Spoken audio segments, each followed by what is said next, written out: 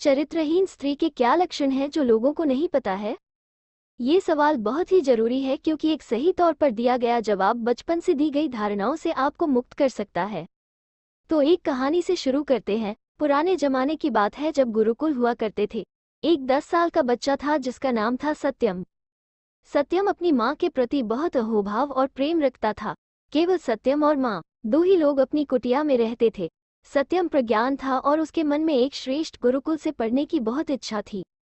परंतु वह हैरान था कि उसकी माँ ने कभी उसके पिता का जिक्र नहीं किया और गुरुकुल में पढ़ने के लिए उसका ब्राह्मण वर्ग का होना जरूरी था। सत्यम ने भी कभी पिता के लिए जिद नहीं की। वो अपनी माँ के साथ खुश था, परंतु अब बात ज्ञान अर्जित करने की थी। केवल 10 साल की उम्र में ही उसे भीतर ही भीतर यह मालूम था ये जीवन इतना छोटा नहीं हो सकता और जीवन को पूर्ण रूप से समझने के लिए गुरुकुल में पढ़ाई और साधना करनी पड़ती है। तो उसने अपनी माँ से पूछा, माँ, कृपया मुझे मेरे पिता के बारे में बताइए ताकि मैं गुरुकुल में जाकर ज्ञान अर्जित कर सकूं। क्या मैं ब्राह्मण वर्ग से हूँ? माँ को उसमें एक परम ज्ञानी के गुण नजर आते थे। जीवन के प्रति उसका उत्साह और उसके गहरे सवाल माँ को असमंजस में डाल देते।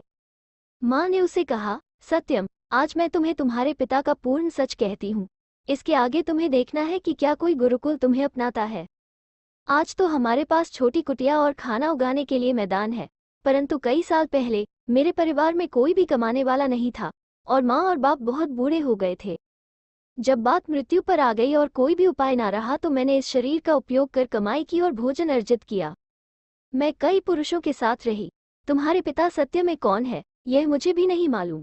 इसी कमाई से मैंने तुम्हें पाला। मेरे पास कोई और साधन नहीं था। तुम किस वर्ग से हो मुझे नहीं मालूम। सत्यम बुद्धिमान था। उसे अपनी माँ की अवस्था समझ आई। उसने माँ को प्रणाम कर आशीर्वाद लिया और गुरुकुल जाने की आज्ञा मांगी।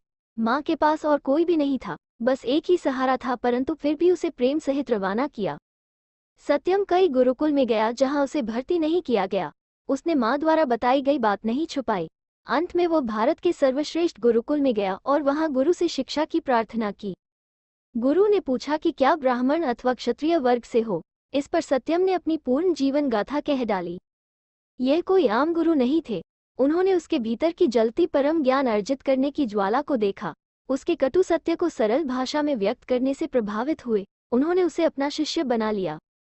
केवल 5 वर्ष में ही सत्यम ने वो सारी शिक्षा ग्रहण कर ली जो भी गुरु के पास थी।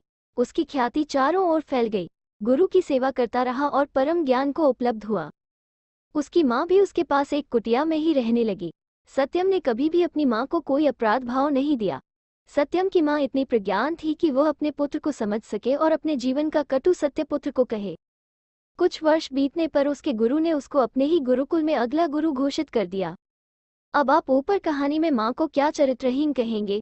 क्या उसे समाज के डर से अपने माता पिता को मरने देना चाहिए था या सत्यम को पैदा होते ही मार देना चाहिए था?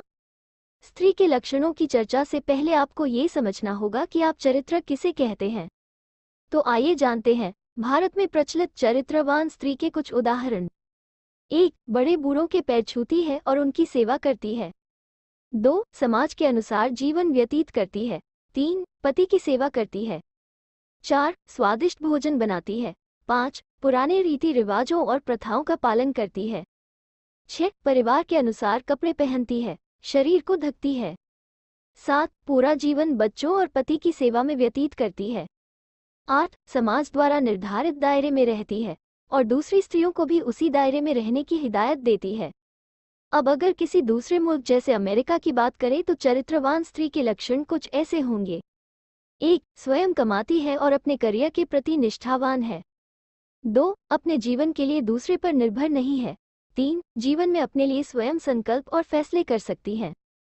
4. परिवार चलाने में सक्षम है और मर्द से आगे है। 5. दुनिया के दबाव में ना आकर अपने लिए स्वयं सही चुनाव करती है।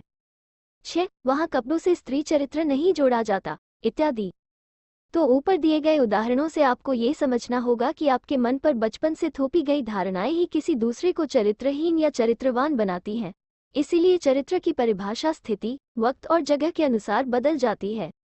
तो स्त्री चरित्र क्या है? जो भी बचपन से आपको स्त्री के बारे में बताया गया कि उसे कैसे जीना चाहिए, कैसा दिखना चाहिए, कैसा काम करना चाहिए इत्यादि स्त्री चरित्र कहलाएगा। अब अगर कोई स्त्री आप पर समाज द्वारा थोपे गए चरित्र के अनुसार नहीं चलती, आप उसे चरित्रहीन कह देते हैं। आपके अंदर की धारणा यह निर्धारित करती है कि बाहर की स्त्री चरित्रवान है या चरित्रहीन। चरित्र और कुछ नहीं, बस मन की एक ट्रेनिंग या अनुकूलन है। इस मन पर छवि के आधार पर आप दूसरों को आंकते हैं। इसी छवि के आप गुलाम भी हैं, अन्यथा केवल देखने भर से कोई चरित्रहीन या चरित्रवान नहीं हो जाता। जब तक आपने किसी के पूर्ण जीवन को ना जान लिया, किसी के स्थान पर रहकर ना देख लिया, तब तक उसे सही तौर पर आंकेंगे कैसे?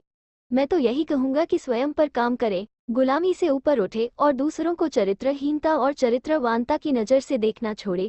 क्या मालूम कि जीवन में कोई किस पड़ाव पर है और प्रभु ने उसके लिए क्या मार्ग निर्धारित किया है। कहानी अच्छी लगी हो तो लाइक, शेयर, सब्सक्राइब करें और कमेंट में ज़रूर बताएं।